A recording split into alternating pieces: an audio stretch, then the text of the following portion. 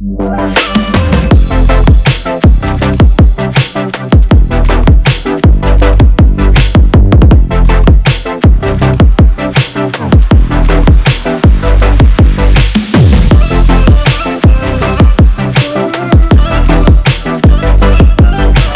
my name is Tlhalefang Moeletsi. I'm the founder and creative director of a company called Mebala. And Mebala is a company that manufactures technology-enabled leather products. So Mebala was started about 4 years ago, and it was actually a moment of serendipity. Even though I always knew that I would get into entrepreneurship, I never planned to be in fashion. But there was a particular bag that I was looking for, and then I couldn't find it. So because I was in Joburg, surrounded by all these places that have resources, and because I was a local cobbler that I knew, I got all the material needed to make the bag, and then gave it to a shoe cobbler, gave them the design, and then the design came out looking exquisite. So I was using it for my own reasons, rocking it in the streets of Bram. I was still a student at Wits at the time, and people kept asking me, where did you get this bag? Where did you get this bag? When the fifth person asked, where did you get this bag? I said, I'm selling them. Opened a Facebook shop, and then, yeah, that's how the brand was started. I've always wanted to be an entrepreneur, because I really see entrepreneurship as a force of creating value. You know, you combine people with a product and a problem, and you can create immense value for societies and have a lasting impact in the world. So I started entrepreneurship because for me, it was just a vehicle to create value, to drive social change. Mebala means colors, and the very first collection that we had used a lot of African print. And as you know, African print is a play of pattern, and it's a play of color. So we then named the brand Mebala because it was a celebration of African creativity, patterns and colors. The key driving force for me wanting to become an entrepreneur is because it's a space where all of my passions can culminate, you know. So I'm interested in innovation, I'm interested in manufacturing, I'm interested in design, I'm interested in fashion. And the only vehicle, the only platform where all of those passions could culminate, come together and speak to each other was entrepreneurship, you know. If I was so I'm an economist by training, but with my job, the focus is like narrow. I can't do manufacturing, I'm only doing research, for an example. But here, every single passion that I have, every single skill that I have, finds a place to have an expression. We fundamentally have 3 collections. So the first collection is a collection that plays with a little bit of African print in celebration of the genesis of our brand. The second one is a full leather collection where we use mostly bovine leather to make all different kinds of bags. And then the third one is a mosaic collection where we cut pieces of different exotic leather, mesh them together to create unique pieces. And in terms of product categories, we do everything from accessories such as wallets, key holders, belts, to side bags, fanny packs, handbags, tote bags, backpacks, and duffel bags. And then key to our product offering, how we design our products, is a client-centric approach where we think to ourselves, how is this person going to use this bag, and how can this bag help this person like in their daily life. So we emphasize a lot of use value, functionality in our products. We try and incorporate as much technology as possible in our products. So for example, all of our wallets and purses have what's called RFID blockers. So that means that if you take your card, you put your bank card, you put it in a Mebala card holder or a Mebala wallet. Someone can come and like tap information out of your card. It's protected. So in all of our product offering, we try and emphasize functionality, use value, and how can we leverage technology to deliver products that help people in their everyday lives.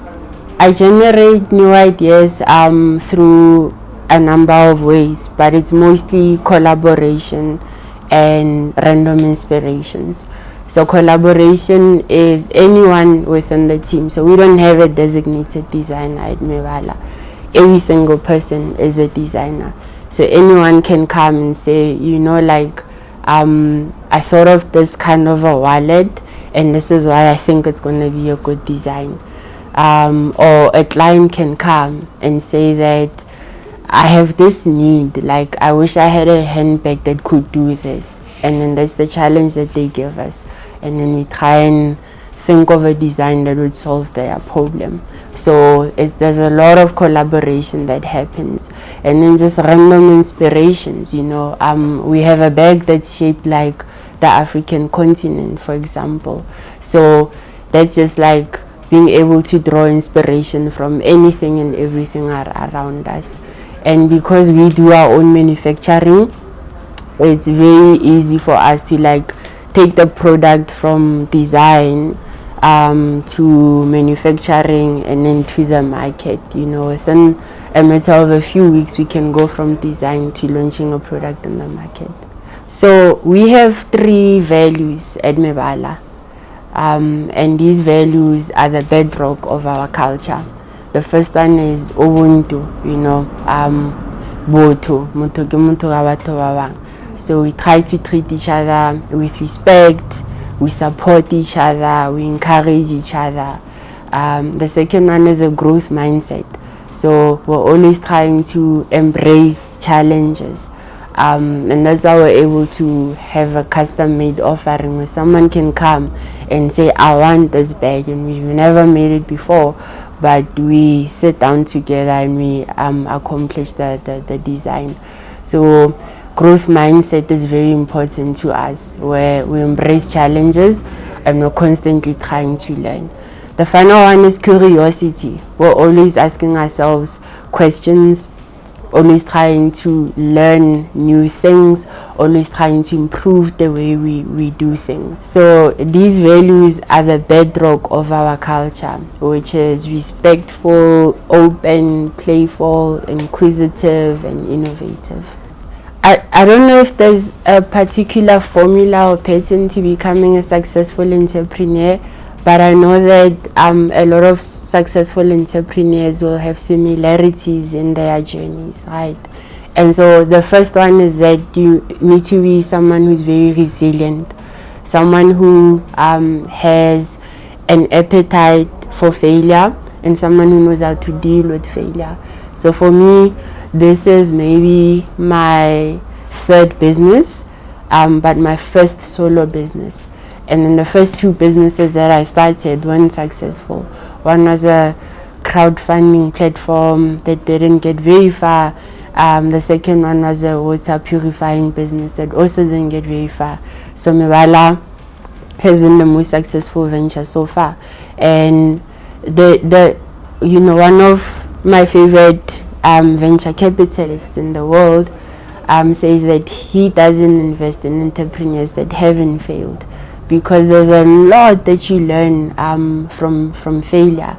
And in as much as you can do a master's degree, do an MBA, do this course, do that course, it's in doing the thing in the real world and encountering all of those challenges and rising above them that you actually learn.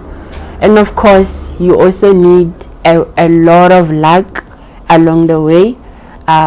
You need a lot of luck that can find you solving the right problem with the right product to the right people, within the right trend and the right context, with the right approach and strategy. The ultimate vision of Mebala is to be part of the new African narrative. The new African narrative for us is a continent that not only consumes but a continent that also produces all of the products that we have, and a continent that is providing high quality jobs, because we have a lot of talent in Africa. We have a big pool of young, energetic people, but our economies just haven't been able to create the right kinds of jobs for them. So part of the ultimate vision of Mebala is to be this vehicle that creates high quality jobs, and that's one of the reasons why I became so passionate about the leather sector, the kinds of jobs that you can create there. So at the moment we have a total of 6 employees, and we've also trained a number of young people over the years with leather crafting.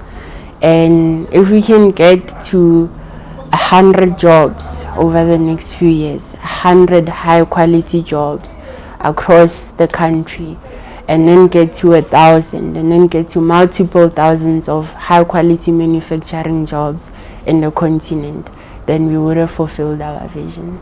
So entrepreneurship, particularly in the leather industry, has been quite challenging for us. Because South Africa's manufacturing sector in general has lost competitiveness, and that's because of things like load shedding, and fundamentally because of low skills.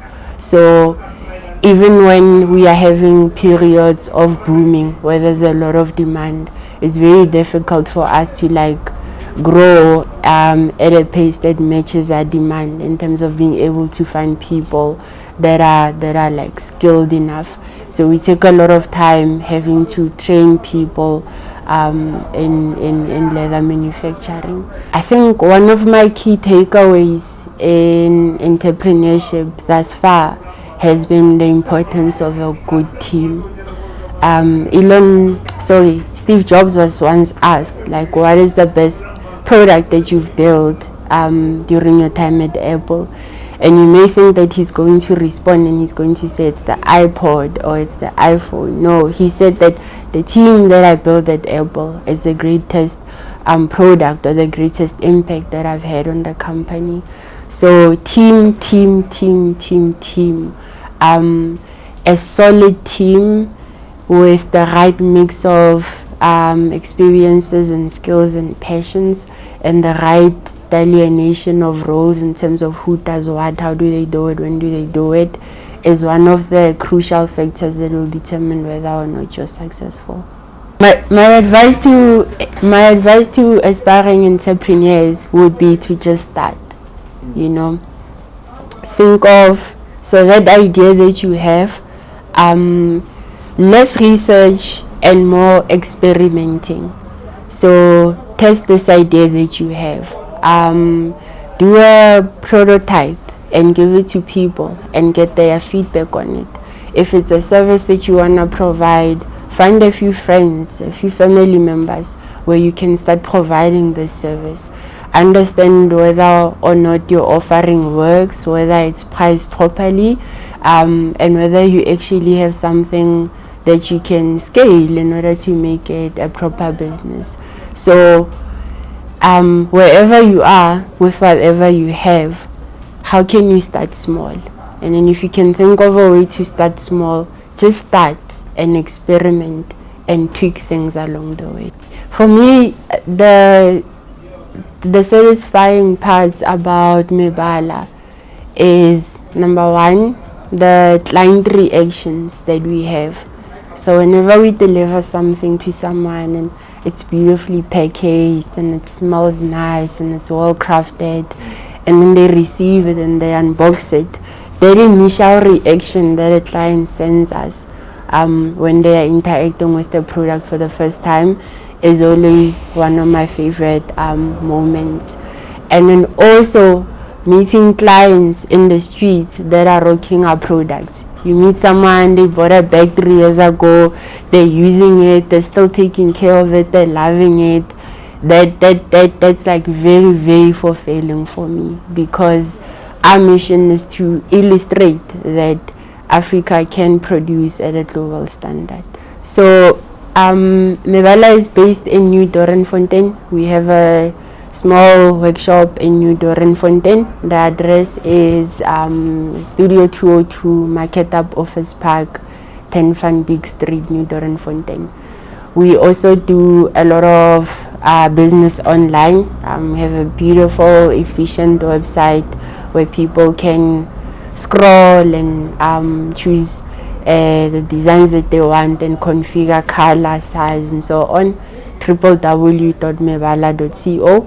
We're also available on the socials across X, Instagram, TikTok. Our handle is Mebala_ZA, and we also take WhatsApp orders where we can carefully and slowly discuss your design. 072-943-9910. As an economist, I understand like the theoretical importance of localization, meaning that having an economy that is based on consuming things that are locally made as opposed to those that are imported. And as an entrepreneur, I've had the opportunity, the privilege to witness that firsthand, you know. So in order for South Africa and Africa to tackle this massive youth unemployment that we have, that leads to other social ills like crime and inequality and so on, the very first thing that we need to do as a society, as an economy, is to buy local, and in particular to buy locally made products, not just locally sold products, as much locally made products as possible. When you're buying a locally made product, it means that the value of the money that you're spending filters in the local economy, you know. It means that there's more jobs that can be created locally because there's more local firms that are thriving. In a sector such as ours, the leather industry, it has what's called high job multipliers. So a job multiplier simply means when someone spends a rand in a sector, how many more jobs does that stimulate in other sectors? So in leather, when you're buying a leather product, you're supporting not just the design and manufacturing of the product, but you're also supporting jobs downstream the value chain, the preparation of the leather, you know, the farm where this cow was breeded. Was bred.